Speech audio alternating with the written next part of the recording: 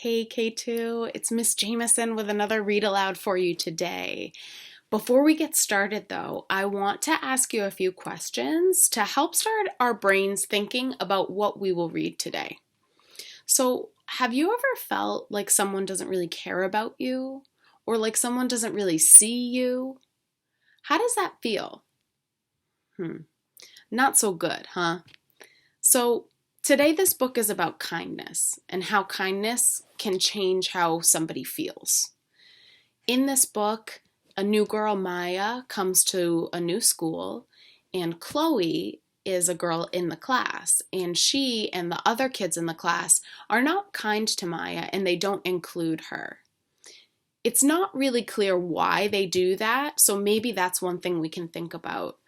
I would also like us to think about the lesson that the teacher teaches the class in this book. She teaches them about how kindness can help us and help other people. So let's read this book and figure out what it's trying to tell us about kindness. It's called Each Kindness by Jacqueline Woodson and illustrated by E.B. Lewis. And I hope you enjoy it. Each kindness. That winter, snow fell on everything, turning the world a brilliant white.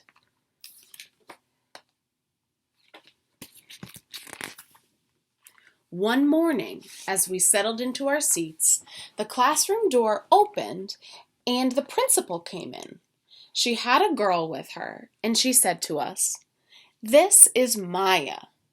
Maya looked down at the floor, and I think I heard her whisper, "Hello." We all stared at her.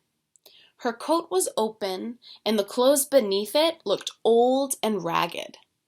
Her shoes were spring shoes, not meant for the snow. A strap on one of them had broken.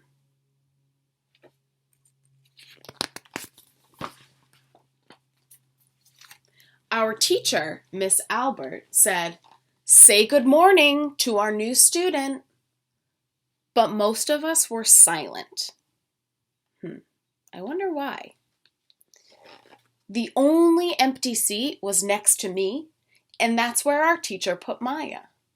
And on that first day, Maya turned to me and smiled. I didn't smile back. I moved my chair, myself, and my books a little farther away from her. When she looked my way, I turned to the window and stared out at the snow. And every day after that, when Maya came into the classroom, I looked away and didn't smile back.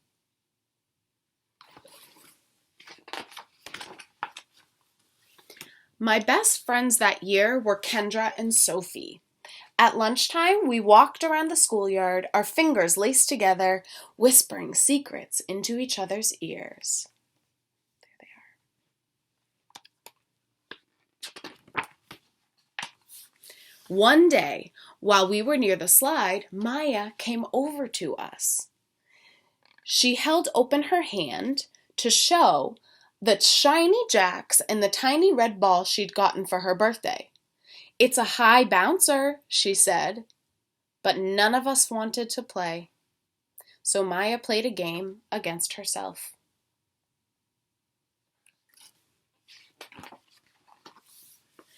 That afternoon, when we got back into the classroom, Maya whispered to me, "Bet you can't guess who the new Jacks champion of the world is."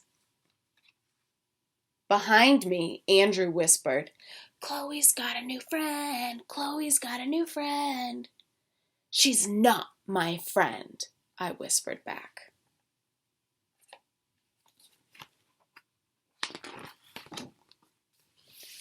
The weeks passed. Every day we whispered about Maya, laughing at her clothes, her shoes, the strange food she brought for lunch. Some days, Maya held out her hand to show us what she had brought to school. A deck of cards, pickup sticks, a small tattered doll. Whenever she asked us to play, we said no. Why do you think they did this? How would you feel if you were Maya? Let's keep reading. The days grew warmer and warmer. The pond thawed. Grass began growing where snow once had been. One day, Maya came to school wearing a pretty dress and fancy shoes. But the shoes and the dress looked like they'd belonged to another girl before Maya.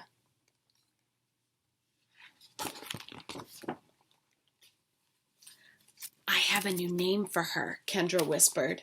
Never knew. Everything she has came from a secondhand store. We all laughed. Maya stood by the fence. She was holding a jump rope, but did not come over to ask us if we wanted to play. After a while, she folded it double, rolled the ends around each hand, and started jumping. She jumped around the whole schoolyard without stopping. She didn't look up once, just jumped, jumped, jumped. I wonder why she stopped asking the kids to play with her. The next day, Maya's seat was empty. In class that morning, we were talking about kindness. So here's that kindness lesson. Miss Albert had brought a big bowl into class and filled it with water. Right here.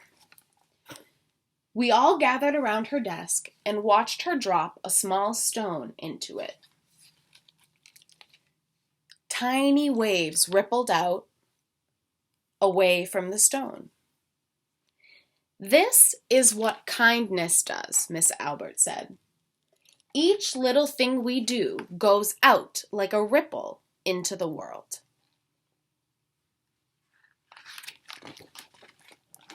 Then Miss Albert let us each drop the stone in as we told her what kind things we had done. Joseph had held the door for his grandmother. Kendra helped change her baby brother's diaper. Even mean old Andrew had done something. I carried the teacher's books up the stairs, he said, and Miss Albert said it was true. I stood there holding Miss Albert's rock in my hand, silent. Even small things count, Miss Albert said gently. But I couldn't think of anything, and I passed the stone on. Maya didn't come to school the next day, or the day after that. Each morning, I walked to school slowly, hoping this would be the day Maya returned and she'd look at me and smile. I promised myself this would be the day I smiled back. Each kindness, Miss Albert had said, makes the world, the whole world, a little bit better.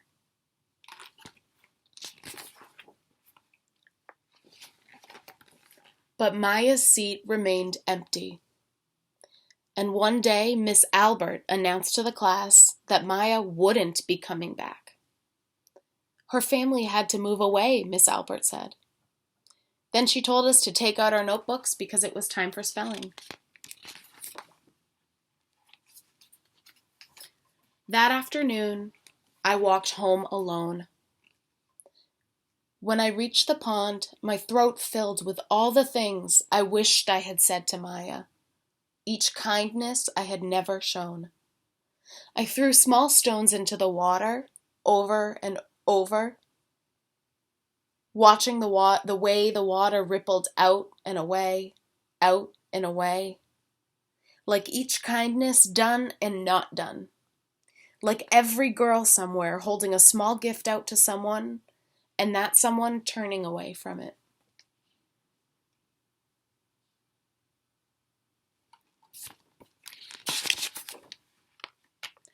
I watched the water ripple as the sun set through the maples, and a chance of kindness with Maya became more and more forever gone.